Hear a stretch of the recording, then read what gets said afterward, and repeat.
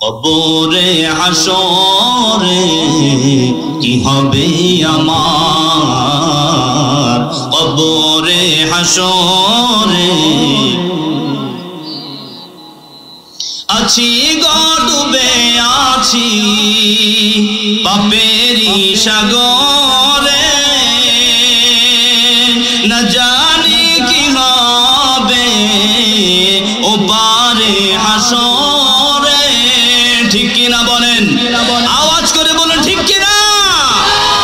আছি গো ডুবে আছি পাপেরি সাগরে, না জানি কি হবে ও পারে হাসরে। তোমারি সুপারিশ বিনে, তোমারি সুপারিশ বিনে কেমনে হব পার, কবরে হাসরে কি হবে আমার, কবরে হাসরে কি হবে আমার। লিল্লাহি তাকবীর। এই পৃথিবী থাকার জায়গা না, চাইলেও মানুষ সারা জীবন থাকতে পারে, চলে যেতে হবে। দুনিয়ার ঘর, দুনিয়ার বাড়ি, দুনিয়ার দামি বিছানাকে ছেড়ে দিয়ে, আপনজনকে ছেড়ে দিয়ে পরকালে আমাদের আপন ঘর কবরকে আপন করে আমাদেরকে নিতে হবে। ওই গোরস্থান ময়দানেই আমাদেরকে জায়গা করে নিতে হবে। ঠিক কিনা বলেন। পৃথিবী থাকার জায়গা না, চিরস্থায়ী থাকার জায়গা হচ্ছে কবর। এজন্যই কবর সম্পর্কে বাদশাহ হারুনুর রশিদ, এই বাদশাহ হারুনুর রশিদ শুধু বাদশাহ ছিলেন না, তিনি বড় একজন আলেম দ্বীন ছিলেন। বাদশাহ হারুনুর রশিদ কবরস্থানের পাশ দিয়ে দাওয়াতি কাজ শেষ করে যখন তার রাজ দরবারে প্রবেশ করবেন, পথিমধ্যেই দেখতে পাইলেন কবরস্থানে একটা পাগল গাছের মধ্যে এই ডাল থেকে ওই ডাল, ওই ডাল থেকে এই ডাল, নিচে নামে উপরে নামে। বাদশাহ হারুনুর রশিদ ব্যাপারটা দেখে বললেন, এরা পাগল বাহলুল, ওর কি কোনোদিন হুঁশ ফিরে আসবে না? তুই কি ভালো মন্দ কিছুই বুঝিস না, আর কতকাল এখানে পড়ে থাকবি? এটা কি তোর থাকার জায়গা? বাহলুল পাগলা ডাক দিয়ে বলছেন, বাদশাহ আলমপুরা হারুনুর রশিদ, এটাই চিরস্থায়ী আখেরি ঠিকানা, এটাই হচ্ছে সঠিক জায়গা, এটাই হচ্ছে মানুষের শেষ ঠিকানা, আখেরি ঠিকানা। কারণ হলো বাদশাহ হারুনুর রশিদকে বাহলুল পাগল ডাক দিয়ে কয়, ও বাদশাহ হারুন, ওই যে তোমার রাজদরবার দেখা যায়, বড় বড় বিল্ডিং দেখা যায়, রাজপ্রাসাদ দেখা যায়, বলো তো এই ইতিপূর্বে এই প্রাসাদে কে ছিল? কেন আমার বাবা ছিল। তার পূর্বে তার বাবা ছিল, তার পূর্বে তার বাবা ছিল। তারা আজকে কোথায়? তারা পরকালে চলে গেছে, চিরস্থায়ী কবরকে আপন ঘর করে নিয়েছে। এখন কে থাকে? কয় আমি থাকি। কয়দিন পরে তুমি কোথায় যাইবা? বাদশাহ হারুনুর রশিদ এই কথাটা শোনার পরে তার দিলের মধ্যে আঘাত লেগে গেছে। আরে কয় কি? বাস্তবিক তো আমার বাবা ছিল, আজকে তারা নাই, দাদা ছিল, সেও চলে গেছে, এখন আমি আছি, একটা সময় আমিও থাকবো। কথা বলতে হবে, থাকবো। এই পৃথিবী থাকার জায়গা? থাকার জায়গা না ভাই। থাকার জায়গা হচ্ছে পরকালীন জিন্দেগিতে, আখিরি ঠিকানা হচ্ছে কবর। এই কবরে আমাদের চিরকাল থাকতে হবে বাজান। আমাদের বাবা চলে গেছে, মা চলে গেছে, আমাদেরকেও চলে যেতে হবে। পৃথিবী থাকার জায়গা না, তো চলে তো যাবই, ওইখানে গেলেই শেষ না, আল্লাহর আদালতের সামনেও আবার দাঁড়াইতে হবে। ঠিক কিনা বলে? কথা বলতে হবে, ঠিক কিনা? আমার মুসলমান ভাইরা, বন্ধুরা আমার, মুরব্বী বাবারা, যুবক ভাইরা, পর্দার অন্তরালের আমার মা বোনেরা, গভীর মনোযোগের সঙ্গে আলোচনা শুনতে হবে। মা ও মা, এই পৃথিবীতে যেমনি করে মানুষ থাকবে না, পুরুষ যেমনি ভাবে থাকবে না, মহিলারাও কেউ পৃথিবীতে বেঁচে থাকবে না। যুবক চলে যাবে, বাচ্চা চলে যাবে, পৃথিবীর জমিনে মানুষ বলতে যারা আছে এক কথাই জীবিত মানুষ, জীবিত যা কিছু আছে এই পৃথিবীর জমিনে সবাই থাকতে চায়, কিন্তু থাকা সম্ভব না, ঠিক কিনা? আরে মুসলমান ভাইরা আমার, বন্ধুরা, আমি আপনাদেরকে বলতে চাই, ইতিপূর্বে এই মহল্লার কোটি কোটি টাকার মালিক ছিল, তারা আজকে কোটিপতি নাই, তারা দুনিয়ার জিন্দেগিতে নাই, তারা পরকালীন জগতে কবরে চলে গেছে, কথা বলতে হবে, ঠিক কিনা? এই এলাকার সবচেয়ে কোটিপতি যিনি ছিল তারাও আজকে এই এলাকায় নাই, চলে গেছে কবরে। এই এলাকার মধ্যে যারা গরিব ছিল, বহু গরিব মানুষ আজকে এই এলাকার মধ্যে নাই, তারাও চলে গেছে কবরের মধ্যে।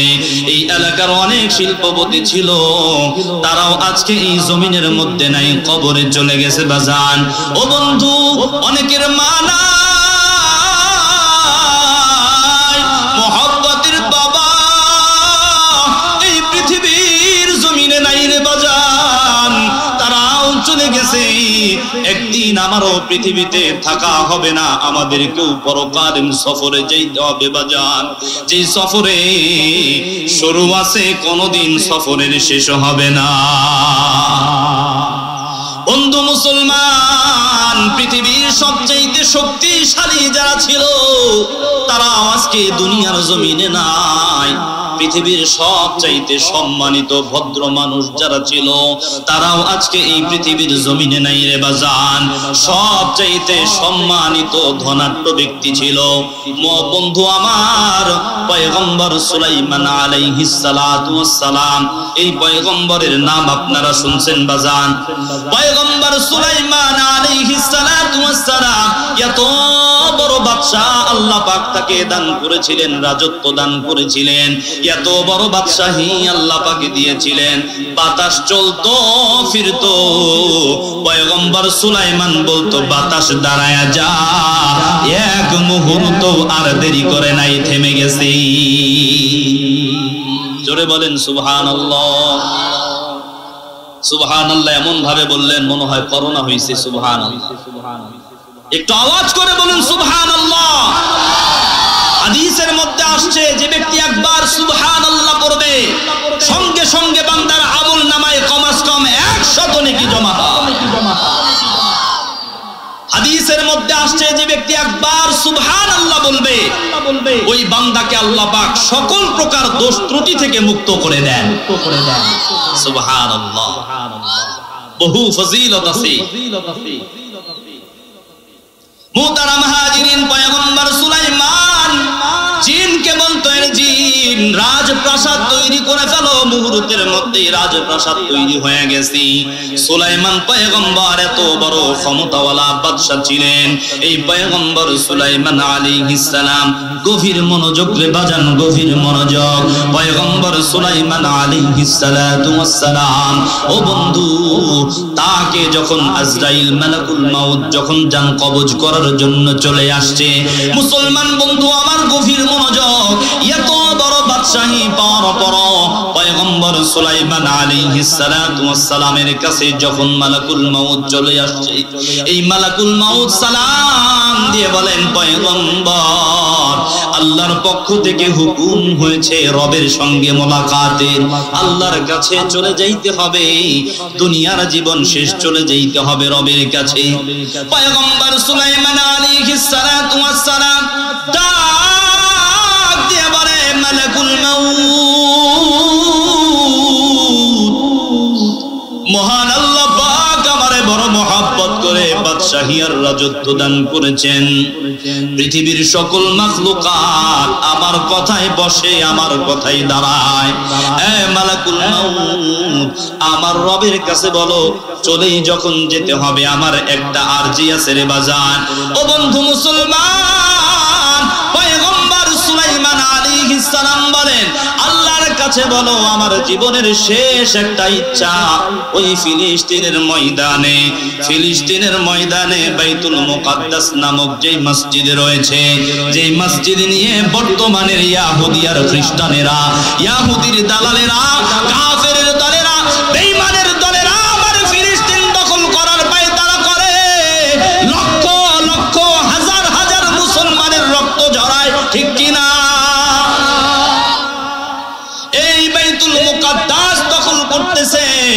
সেই বাইতুল মুকাদ্দাস বানানোর জন্য চিন্তা করলেন, ইচ্ছা করলেন রে বাজান ও বন্ধু।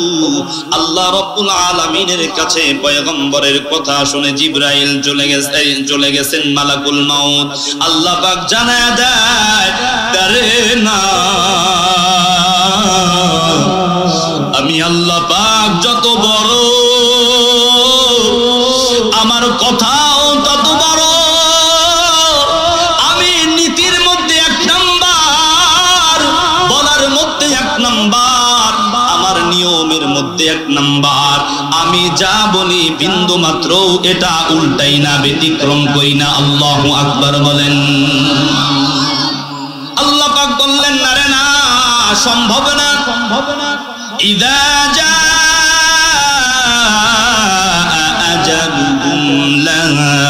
يستأخرون ساعة ولا يستقدمون।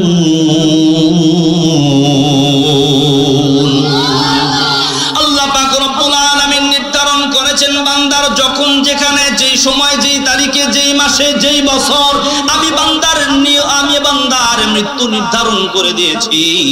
টাঙ্গাইলের ওই বাস স্ট্যান্ডে এই এলাকার মানুষ মারা যায়, মির্জাপুরের বাস স্ট্যান্ডে মানুষ মারা যায়। বন্ধু মুসলমান, লঞ্চ ডুবে ডুবে মানুষ মারা যায়, প্লেন বিস্ফোরণ হয়ে মানুষ মারা যায়, মিছিলের মধ্যে মানুষ মারা যায়, ঘরে শুয়ে মানুষ মারা যায়, চলন্ত অবস্থায় মানুষ মারা যায়।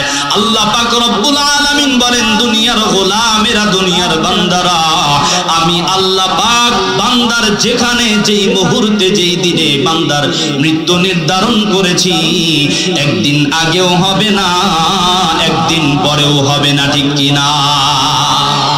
কারণ আল্লাহ পাক যত বড় তার কথার মূল্য তত বড়, ঠিক কিনা বলেন? আমি আর আপনি সকালে এক কথা বলে মুহূর্তের মধ্যে এটা পরিবর্তন করা সম্ভব, করতেও পারি, করি আমরা, কিন্তু আল্লাহ পাক যত বড় তার কথাও তত বড়, তার কথার লোড আর ওজন বিন্দু মাত্রও কমে না। আল্লাহ জোরে বলুন, ঠিক কিনা? মুহতারাম হাজিরিন, মৃত্যু নির্ধারণ আল্লাহ পাকের পক্ষ থেকে। যখন যার যেখানে যে সময় মৃত্যুর নির্ধারণ করা হয়েছে, বান্দা তখনই মৃত্যুবরণ করবে। সুলাইমান পয়গম্বর, লম্বা সময় দেওয়া যাবে না, গভীর আলোচনা, লম্বা আলোচনা এটা। পয়গম্বর সুলাইমান আরজি পেশ করলেন, মালিক আমাকে বাইতুল মুকাদ্দাসটা নির্মাণের সুযোগটা দাও, এরপরে আমি তুমি রফিকে আলার সঙ্গে মোলাকাত করতে চাই। মালাকুল মাউতকে আল্লাহ পাক বললেন, না, সময় দেওয়া যাবে না, এই মুহূর্তে তার জান কবজ করতে হবে, এক সেকেন্ডও তার বিলম্ব করা চলবে না। আল্লাহ পাকের পক্ষ থেকে তবে একটা সুযোগ আল্লাহ পাক দিলেন, বলে দাও। মালাকুল মাউতকে বললেন, যাও, তার শেষ সুযোগ আমি দিব, তার মাধ্যমেই বাইতুল মুকাদ্দাস নির্মাণ হবে। মালাকুল মাউত জিবরিল আলাইহিস সালাতু ওয়াস সালামের কাছে মুহূর্তের মধ্যে জিবরিলের কাছে ওই মসজিদ বাইতুল মুকাদ্দাসের মসজিদটা, ফিলিস্তিনের ওই মসজিদটা লম্বায় কত বড় হবে, চওড়া কত বড় হবে, নিচে কত পরিমাণ গাড়বে, উপরে কয়তলা হবে, কতটুকু মানে বিশাল হবে, এটার একটা ফাউন্ডেশন তৈরি করে জিবরিলের কাছে পাঠিয়ে দিলেন, যাও আমার পয়গম্বর সুলাইমানের কাছে দিয়া দাও, তবে তার যখন মৃত্যু নির্ধারণ করা হয়েছে ওই সময় মৃত্যুবরণ করবে। বাকি আমি আল্লাহ পাক তাকে একটা হুকুম দেব, আমি এমন একটা খেলা খেলবো, তিনি লাঠি নিয়ে দাঁড়িয়ে থাকবে। তো জিন জাতি দিয়া প্রাসাদ নির্মাণ করেছে, ওই বাইতুল মুকাদ্দাস নির্মাণ করেছেন। কয় জিন জাতি বড় দুষ্ট, কথা শুনতে চাই না, এদিক সেদিক তাকাইলে কাজে ফাঁকি দিবে। তো পয়গম্বর সুলাইমান দাঁড়িয়ে থাকবে লাঠি নিয়ে, তো জিনরা মনে করবে পয়গম্বর তাকায় আছে, কিন্তু না, যখন মৃত্যুর ঘন্টা বেজে গেছে পয়গম্বর চলে গেছেন। সুবহানাল্লাহ। আমার মুসলমান ভাইয়েরা, বন্ধুরা, আমি বুঝাইতে চাইলাম মৃত্যু মানুষ বেঁচে আসে না, মৃত্যু সম্মানার্থে মৃত্যুর ঘন্টা পাল্টায় না, মৃত্যুর সময় পরিবর্তন হয় না রে বাজান।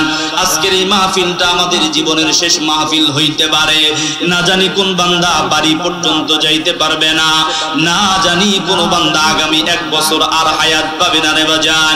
মুসলমান, চলেই যখন যেতে হবে, আজকের রাত যদি আমাদের জীবনের শেষ রাত হয়ে যায়, ওই যে কবরস্থান তোমার মতো মানুষ, আমার মতো বড় মানুষ ছিল রে বাজান, তারা আজকে দুনিয়ায় নাই। অন্ধকার কবরে ঘুমাই রে মা, ও পর্দার অন্তরালের মা, তোমার মতো বহু মহিলা ছিল, সুনামধন্য মহিলা, সম্মানিতা মহিলারে মা, ও মা, বহু যশ খ্যাতিমান মানুষ ছিলেন, তারা আজকে দুনিয়ার জমিনে নাই। ওই পরকালীন জগৎ কবরে শুয়ে আছে, অনন্তকালের জন্য শুয়ে আছে রে মা। কখন যেন আমাদের কারো কারো চলে যেতে হয়, এজন্য চলেই যখন যেতে হবে, চলাটাই শেষ না, যাওয়ার পরে কবর হবে প্রথম মঞ্জিল, ঠিক কিনা? আল্লাহ রাসূল সাল্লাল্লাহু আলাইহি ওয়াসাল্লাম বলেন, ইন্নাল কবরা আউয়ালুল মানাজিলিল আখিরা। মুহতারাম হাজিরিন, রাসূলুল্লাহ সাল্লাল্লাহু আলাইহি ওয়াসাল্লাম বলেন, কবর হলো মানুষের প্রথম মঞ্জিল। মানুষ মারা গেল তো সব শেষ হয়ে গেল এমন না রে বাজান। ও বন্ধু, আজকে আমি চলে যাব তো চলে যাওয়াটাই শেষ না, পরকালীন জগৎ কবর, ওই কবর আমাদের সামনে, ওই কবরটা হলো আমার তোমার আমাদের প্রথম মঞ্জিল। পয়গম্বর আরবি ডাক দিয়ে কয়, উম্মত, কবর হলো মানুষের প্রথম মঞ্জিল। এই কবরটা যে মানুষের জন্য সুন্দর হবে, ভালো হবে, শান্তির হবে, কবরে যারা বেঁচে যাবে, কবরে যারা বেঁচে যাবে, আল্লাহর নবী বলেন পরবর্তী মঞ্জিলগুলা, পরবর্তী জায়গাগুলা বান্দার জন্য আল্লাহ সহজ করে দিবে। ওই কবরে আমাদের যাওয়া লাগবে কি লাগবে নাকি বাজান? আওয়াজ করে বলুন, যাইতে হবে কি যাবে না? বন্ধু মুসলমান, এজন্য আল্লাহ পাক রব্বুল আলামিন বলেন, ওয়াত্তাকু ইয়াওমান তুরজাউন।